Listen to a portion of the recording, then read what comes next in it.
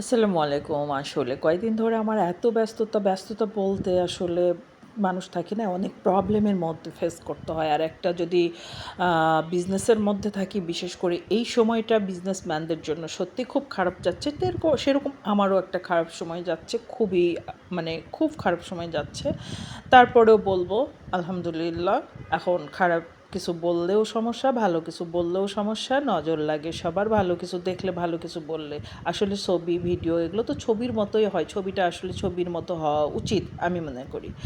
আর লাইফটা খুবই, বাস্তবটা অনেক কঠিন, এটা সবার বোঝা উচিত যে লাইফটা সবার বাস্তব মানে অনেক কঠিন। আর স্বপ্ন, ছবি, ভিডিও এগুলো আসলে ছবির মতোই সাজানো গোছানো থাকে। আমরা নিজেরাই সাজিয়ে গুছিয়ে কথা বলি, সাজিয়ে গুছিয়ে ছাটকাট করে ভিডিও করি।